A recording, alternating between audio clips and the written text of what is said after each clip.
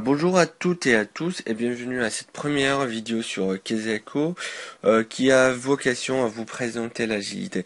Moi aujourd'hui j'ai souhaité apporter ma pierre à l'édifice de cette plateforme d'e-learning que j'apprécie par ailleurs au travers cette première présentation des méthodologies agiles, de l'agilité, l'approche agile transposée au monde informatique. Alors avant de rentrer dans le vif du sujet, j'aimerais me présenter. Moi, je m'appelle Moulouz Mohamed. Je suis ingénieur et Scrum Master. Et aujourd'hui, je voulais partager avec vous cet esprit agile, qu'on va retrouver principalement dans les entreprises et en particulier dans les projets informatiques. Et comme c'est une première vidéo sur l'agilité, on va se cantonner à l'introduction des principes de l'agilité, en faisant un petit focus sur les constats qui nous ont incité à adopter cette démarche, cette philosophie agile, avant de s'attaquer par la suite au fondement de l'agilité. Dans de futures vidéos, on va voir plus en détail quelques implémentations de l'agilité, comme le Scrum, le Kanban, mais ça on le verra en fonction de vos réactions. Alors l'agilité, qu'est-ce que c'est? Ou plutôt avant de soulever le capot sur cette mécanique agile, on va restituer un peu le contexte des années 90, donc on va remonter le temps. Donc c'est un contexte qui dessine les années 90 et qui persiste encore aujourd'hui et qui se traduit par l'adoption de démarches en cascade. Par exemple, ça peut être aussi le cycle en V, où on avait une grosse partie du temps projet qui était dédiée à la phase de documentation. En général, on va se retrouver avec 30 à 40% du temps projet dédié à la documentation. C'est vraiment très très lourd. Et donc c'est une situation qui va nous amener à un taux de succès projet très très infime est très très minime, puisqu'on va se retrouver avec seulement 16% des projets informatiques qui vont arriver dans les temps et en respectant le budget. Les autres, ça va être soit un dépassement de l'enveloppe budgétaire allouée initialement au projet, soit c'est des projets qui vont être annulés ou abandonnés en cours de route.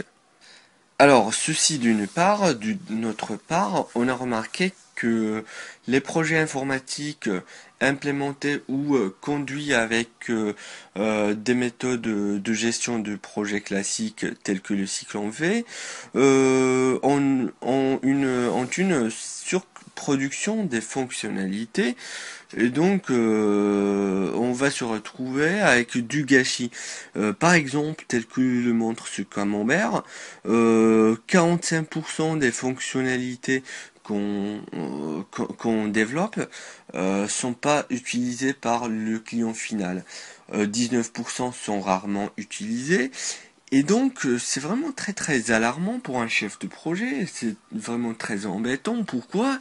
Parce que c'est du gâchis, un gâchis qui va se traduire aussi par du gâchis financier, parce que qui dit fonctionnalité de plus, c'est des ressources humaines de plus, donc du budget de plus, et ensuite du temps, voilà, du temps perdu. On déploie quelque part des efforts, et on investit l'effort et le temps, et ensuite le budget pour quelque chose qui finalement va tomber dans l'eau. Donc c'est pas vraiment très rentable. Et avec l'esprit agile, vous allez le voir, on part vraiment vers tout ce qui est essentiel, vers tout ce qui rapporte de la valeur métier. Et donc face à ce type de problématique et ces constatations assez alarmantes, Il y a des gens qui se sont dit, ben, on va dégrossir l'analyse pour voir s'il y a d'autres considérations à part ce qu'on voit pas, ce qu'on voit actuellement. Et donc, on a essayé de cartographier un peu les processus. On a trouvé que dans le monde, on a deux types de processus, processus défini et processus empirique. Alors le processus défini, c'est quoi? C'est un processus qui, pour les mêmes entrées, va nous produire les mêmes sorties. Donc, en d'autres termes, c'est un processus qui est assez prévisible parce qu'il nous produit les mêmes choses. C'est un processus qu'on va retrouver habituellement dans un environnement de production. Ensuite, on a le modèle empirique qui va être, quant à lui, contrairement à ce qu'on a vu avant, assez imprévisible et donc qui va dépendre de fréquentes inspections et adaptations pour atteindre l'objectif parce que les entrées, ce qu'on aura comme entrée, c'est par exemple des humains, des dépendances, des adhérences avec d'autres équipes et donc clairement il faudra confronter les plannings avec les autres équipes, il faudra motiver les humains parce que c'est pas un environnement de production comme des machines et donc c'est vraiment des métriques qui vont changer par rapport à quelque chose de défini. C'est un processus par nature qui va varier en permanence.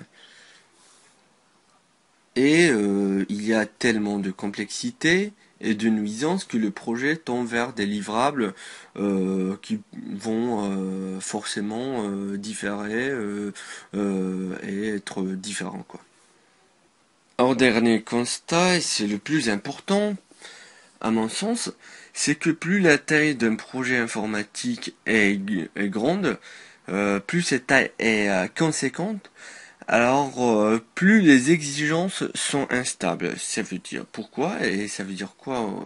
Ça veut dire tout simplement que le client au départ et au démarrage du projet a un certain nombre d'objectifs, de macro-objectifs qu'il peut pas raffiner vu qu'il n'a pas de visibilité sur ce qu'il veut concrètement et que son besoin il peut évoluer dans le temps et si jamais nous on essaie de vraiment de mettre le paquet sur la documentation, sur la conception avant avant de commencer les devs par exemple, ben c'est à un moment donné, on va se retrouver en porte-à-faux si par exemple le client vient 2 jours après pour nous dire ah ben finalement c'est pas ce que je voulais réellement, finalement il faudra changer cette fonctionnalité et il se trouve, je peux vous le garantir, qu'une fonctionnalité en termes de changement, ça peut vraiment changer toute la mécanique derrière parce que tout se tient et c'est comme un château de cartes. Quand on enlève une fonctionnalité, il faut refonder l'architecture logicielle derrière. Par voie de conséquence, et face à cette situation, il y a un certain nombre de personnes qui se sont dit en 2001, ben foutu pour foutu, ça marche pas si bien que ça, donc autant tenter autre chose. Et donc là, on va voir apparaître de nouvelles méthodes comme l'expert programming par exemple, comme le Scrum qui vont se baser sur d'autres paradigmes, sur une autre vision qui va casser avec les méthodes de gestion de projet classiques. Et là, on voit apparaître clairement le manifeste agile qui va regrouper un ensemble de valeurs fondamentales que je vous ai résumé ici. Première valeur, c'est qu'on va mettre plus l'accent sur les individus et leur interaction, plus que les processus et les outils.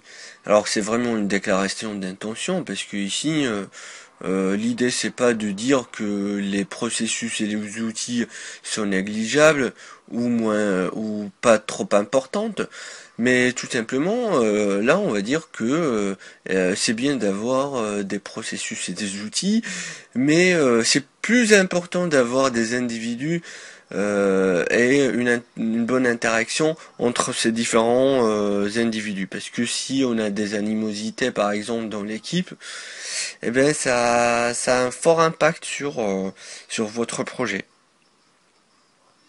De la même façon, on va privilégier des logiciels opérationnels plus qu'une documentation, parce qu'une documentation, c'est juste un outil pour aboutir à un logiciel opérationnel, et ça doit aucunement pas être un frein qui va entraver l'avancement de notre projet. Parce que si on alloue 40% de la capacité de notre projet à faire que de la documentation et que derrière le projet est tombé à l'eau, ben voilà, on aura tout perdu. Donc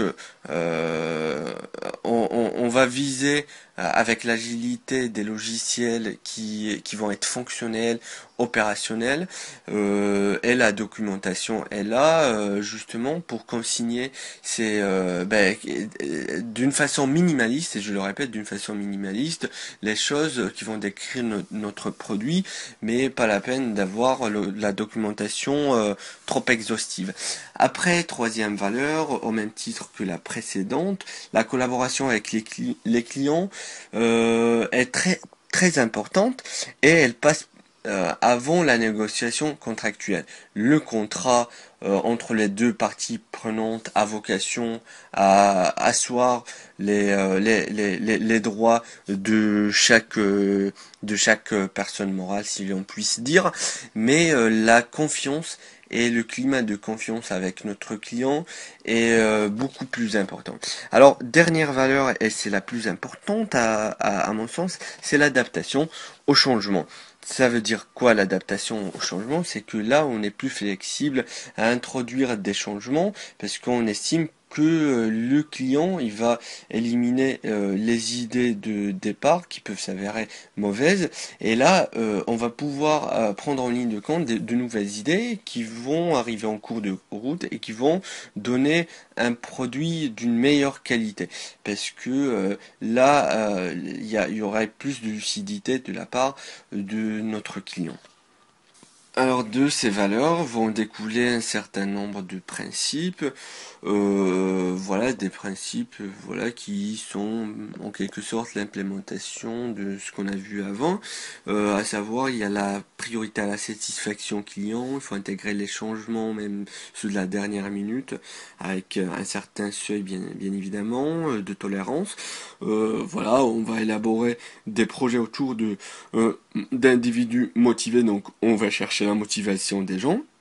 Alors vous allez me poser finalement la question, est-ce que ces méthodes agiles ont des bénéfices tangibles? Ben clairement oui, la réponse est oui, parce que voilà, comme le montrent ces deux graphiques, voilà, il y a ce petit comparatif entre un projet conduit en mode classique et un projet conduit en mode agile. La différence elle est sensiblement nette. Pourquoi? Parce que on voit qu'on a 42% comme taux de succès pour un mode agile contre 14% voilà de l'autre côté de la manche, si l'on puisse dire. Mais voilà, l'idée c'est vraiment que il y a un taux aussi d'échec assez infime. Alors voilà, j'espère que cette vidéo vous a plu, et n'hésitez pas à me remonter vos différents questionnements, vos différentes impressions, et si vous avez des éclaircissements à faire, n'hésitez pas, je vais vous marquer mon mail quand même. Donc c'est monloujmohamed @gmail.com. Merci et je vous souhaite une bonne année 2014.